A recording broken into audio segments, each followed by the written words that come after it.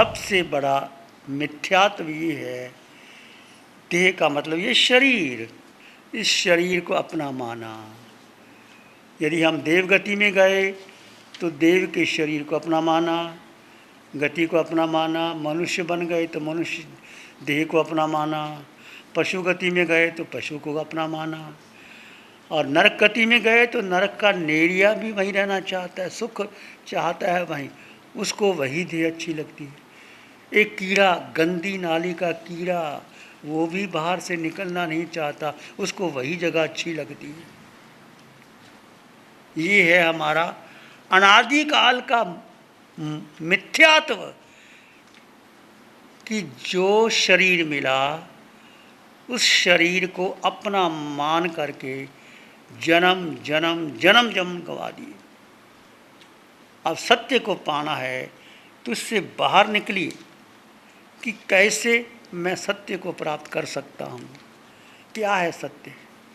तो पहले जो मेरा शरीर जिसको मैंने अपना मानता रहा है, ऋषि मुनि का शरीर, शरीर के साथ नाम, पद, प्रतिष्ठा, जो भी है, जो आपका परिवार है, माता पिता, बहन भाई, परिवार, हमारा अपना परिवार, साधु साध्वी, श्रावक श्राविका, इसके साथ जो मोह है, इसके साथ जो अटैचमेंट, हमने घर बार तो छोड़ दिया, एक परिवार छोड़ दिया, 10-100 लोगों को छोड़ दिया, परंतु घर वालों के साथ, परिवार वालों के साथ या साधु बनने के बाद जो हमारा संग है, श्रावक वर्ग है, साधु वर्ग है, क्या उससे मोह टूटा? यदि उसके प्रति मोह है तो ये भी सारा संसार है, आपका संसार, घर का, हमारा संसार, ये मेरा शिष्य है, मेरा परिवार, मेरा गुरु, मेरी संस्था, यदि हम उसमें अटके हुए हैं तो हमारा भी फिर परिवार हुआ। तो मैं और मेरे का भाव सबसे बड़ा मिथ्यात्व और मोह, अज्ञान, इस कारण हम 4 गति 84 लाख जीवा योनियों में भ्रमण कर रहे हैं। इसको जब तक आपको अपना शरीर अपना लगेगा, मेरा शरीर, मेरा नाम, मेरा पद, मेरा परिवार, मेरी पत्नी, मेरा घर, रहोगे घर में पर उसको अपना मानना, अपना जो मानोगे वहाँ बंधन ही बंधन है। तो सबसे पहले आप जानो कि आप है कौन, आपका दृष्टिकोण क्या है, आप किस लिए आए और करना क्या। हमारी जो भूल हुई है, अनादिकाल की भूल, कि ये जीव, ये जो आत्मा, ये देह के भीतर है, यही अपने को भूल गया। हमने सबसे बड़ी भूल क्या की है, हमने अपने को भुला दिया कि मैं हूँ कौन, मेरा अस्तित्व क्या है, मेरी शक्ति क्या है, मैं क्या कर सकता हूँ। ये जीव सिद्ध बन सकता है, ये जीव मोक्ष को प्राप्त कर सकता है, ये जीव केवल ज्ञान को प्राप्त कर सकता है, ये जीव तीनों लोकों को एक साथ जान सकता है और देख सकता है। परंतु जीव ने अपने को भुला दिया। कैसे भुला दिया? जीव ने अपनी शक्ति किसको दे दी? मन को दे दी, बुद्धि को दे दी, ये 5 इंद्रियों को दे दी। आंखें रूप देखना चाहती, नासिका सुगंध लेना चाहती, और कान शब्द सुनना चाहते हैं, जिह्वा रस लेना चाहती। ये 5 इंद्रियों के 23 विषय, 240 विकार, और मन जो संकल्प विकल्प करता है, और बुद्धि जो निर्णय करती है, इससे ऊपर शक्तिशाली है जीव। परंतु जीव ने अपने को भुला करके सारी शक्ति किसको दे दी? मन को, बुद्धि को, इंद्रियों को, संकल्प विकल्प को, अपनेपन को, मेरे को दे दी। और जीव की शक्ति कमज़ोर हो गई और मन की शक्ति बलवान हो गई, इंद्रियों की शक्ति बलवान हो गई, बुद्धि की शक्ति बलवान हो गई, और हम क्या हो गए? कमज़ोर हो गए। अब मूल बात क्या है कि जीव के पास अनंत शक्ति है, जीव के पास अनंत शक्ति है, परंतु उसने अपनी शक्ति दे दी। मन की शक्ति तुच्छ है, परंतु मन की शक्ति तुच्छ होते हुए भी मन बलवान बन गया। आज देखो हम किसके पीछे लगते हैं? मन के पीछे। मन जो चाहे हमसे करवा लेते। मन कहते हैं घर का भोजन अच्छा नहीं, बाहर चलो, हम बाहर चले जाते। मन कहते हैं ये कपड़े अच्छे नहीं, नए कपड़े सिलाओ। मन कहते हैं इस घर में नहीं, नया घर बनाओ। मन कहते हैं ये इंडिया ठीक नहीं है, विदेश से घूम के आओ। मन कहता है घर में बैठे बैठे हो गए, तो मित्रों के साथ सैर करते हैं, बाहर जाते। ये कौन चलाता है हमें? मन चलाता है। और बुद्धि निर्णय ले लेती, ठाप ले, हम वैसा चलते। हम जीवन में देखो 24 घंटे में जितना आपका जीवन में, क्या हम अपने शक्ति के अनुसार चल रहे हैं, या मन चला रहा है, या बुद्धि चला रही है, या हमारी इंद्रियां घुमा रही? ये जन्मों जन्मों से जिस गति में, जिस योनि में हम जो गए, हमने वो ही धारण किया। तो आज हम समझें मन क्या है। मन एक पुद्गल है, मन की कोई शक्ति है ही नहीं, बुद्धि कुछ नहीं कर सकती। यदि जीव अपने में आ गया, मन बुद्धि इंद्रियां कुछ नहीं।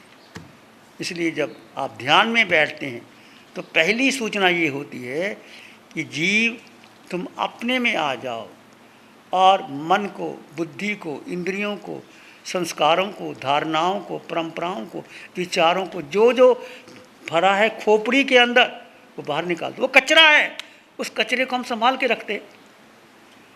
पता चल जाए तिजोरी के अंदर जो हीरा नकली है तो क्या संभाल के रखोगे? बाहर फेंक दोगे? कांच का टुकड़ा है ये तो, असली हीरा संभाल के रखोगे। तो पता चल गया कि मेरे मन ने जन्मों तक जो कचरा भर के रखा है वो मेरा है ही नहीं। कभी इसका, कभी उसका, कभी उसने कहा, कभी उसने कहा, कभी उसकी बात पकड़ ली, कभी उसकी बात पकड़ ली, कभी उसको अपना मान लिया, कभी उसको अपना मान लिया। परिवार वाले ने, कभी पिता ने कहा, कभी माँ ने कहा, कभी बहन ने कहा, कभी किसी ने कहा, उसकी बात पकड़ करके हम इतना आर्त रौद्र ध्यान में पड़ गए कि कर्मों के बंधन बांध लिए। तो इसको दूर करने के लिए सबसे पहले निश्चय करो कि जो मन संकल्प विकल्प करता है वो मेरा नहीं, वो मैं नहीं। जो बुद्धि निर्णय लेती वो मैं नहीं। और जो इंद्रियों हमें घुमाती, ठीक है आपको भोजन चाहिए, कैसा भोजन चाहिए, कितना भोजन चाहिए, आपने वस्त्र पहनने, कितने वस्त्र चाहिए, मकान चाहिए, कितने मकान चाहिए।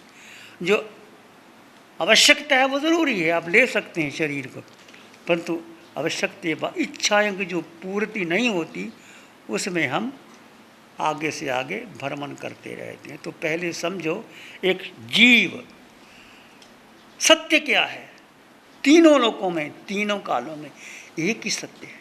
तुम कहाँ, तुम हो कहाँ, वो सत्य है कहाँ, हम बाहर ढूंढ रहे हैं। जहाँ सत्य है वहीं सुख है, वही ज्ञान है, वही दर्शन है, वही शक्ति है। हम कहाँ ढूंढ रहे हैं? बाहर ढूंढ रहे हैं।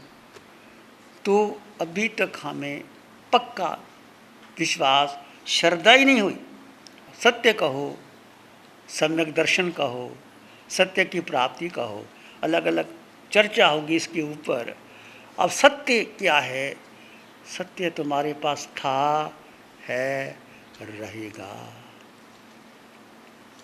वो बाहर है ही नहीं, इसको भीतर जानोगे, समझोगे। आत्मा की चर्चा करना अलग बात है, आत्मा का उपदेश देना अलग बात है, आत्मा के बारे में लिखना अलग बात है, आत्मा के बारे में शास्त्र पढ़ लेना अलग बात है, आत्मा के बारे में लंबे लंबे उपदेश दे करके किताबें लिख देना, शास्त्र पढ़ लेना, चर्चा कर लेना अलग बात है। इससे आत्मा का कोई संबंध नहीं। कब संबंध है आत्मा का? जब आत्मा अपने स्वभाव में आकर के उस आत्मा का स्वयं संवेदन अनुभव होता है आपको। जो अनुभव हो आत्मा का निज गुण है, उसको जानो, उसको पहचानो।